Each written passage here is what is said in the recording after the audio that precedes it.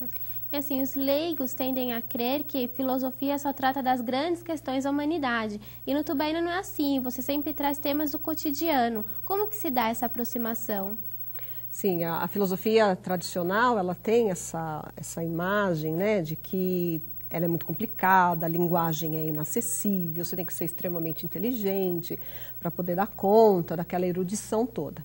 Mas não é só isso. A filosofia vai falar do ser humano e o ser humano não é o ser humano geral, abstrato que está aí. Não, é a Mariana, é a Regina, é o João, é o Pedro. Quer dizer, são pessoas concretas com suas aflições, com as suas alegrias, com as suas vivências.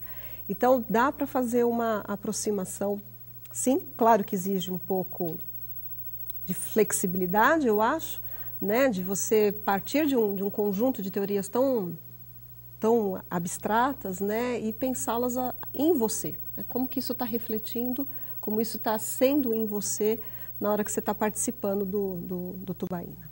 E qual é o espírito de quem participa?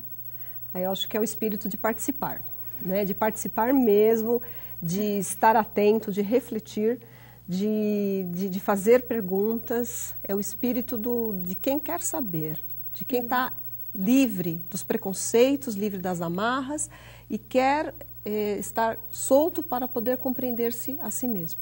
Eu acho que é o espírito de quem quer se conhecer.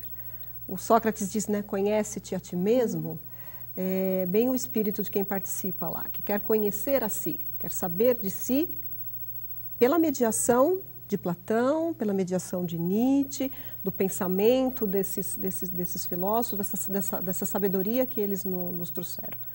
Né? Uhum. E como anda a filosofia hoje? Porque nós conhecemos os grandes filósofos do passado, mas e hoje? Nós temos esses grandes nomes também? Existem grandes nomes da filosofia, mas que ainda a história é que faz com que eles tenham projeção. Né? Então, existem aqui alguns anos é que nós vamos saber quem são os grandes desse período que nós estamos vivendo. A história que dá a autoridade, né, identifica quem são os grandes. Você precisa olhar de longe para saber quem é que se destacou. Mas existem alguns que têm muitos livros publicados, uma certa circulação na mídia, que a gente pode identificar como sendo nomes de relevância, né? Como, por exemplo, o Bauman, que ele tem uma série de livros em que ele fala de uma realidade líquida. Então, ele fala do amor líquido, da modernidade líquida, do tempo líquido, exatamente para mostrar como a nossa sociedade, né, a nossa realidade, ela é fluida, ela não é mais fixa, não é mais sólida, ela não tem um arcabouço tão rígido como tinha no século passado. Um outro que eu tenho pesquisado, que não é tão jovem assim, é o Habermas, né, que ele fala da comunicação como um dos grandes temas da atualidade, como algo extremamente importante para identificar a nossa racionalidade.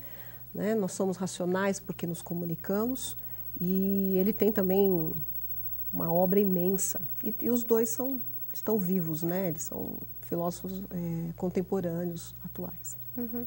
E na nossa época, nós temos grandes questões filosóficas?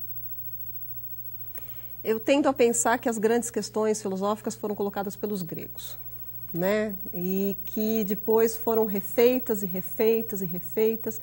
O grego perguntou o que é o ser, o que é o tempo, o que sou eu, e a gente continua repetindo a mesma pergunta, né? O que somos, da onde viemos e para onde vamos. Só que as respostas são colocadas de uma forma diferente por nós, né? Nós somos seres globalizados dentro de uma sociedade extremamente mediatizada, com uma tecnologia muito avançada,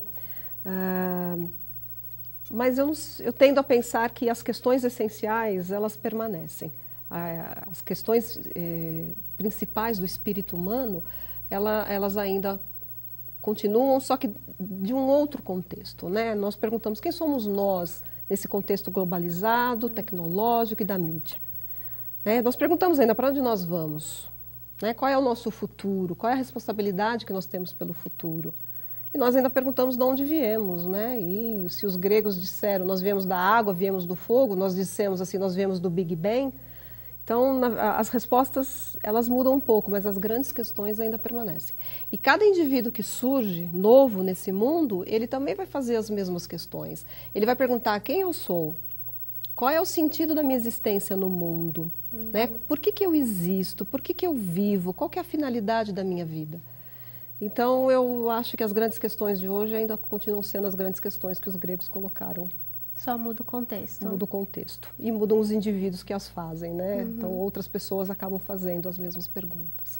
E, professora, sendo essas reuniões abertas, não só para os alunos daqui, como a comunidade também, faz o convite para todos poderem participar.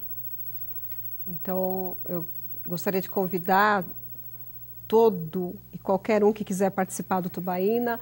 Ele acontece todas as quartas-feiras, das 18 às 19, no Campus 1 da USCS.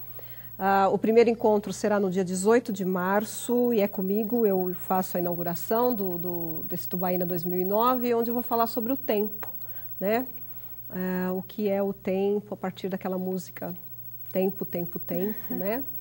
Para a gente discutir um pouco sobre isso e estão todos convidados e serão muito bem-vindos a participar dessa nossa reflexão filosófica aqui na USCS.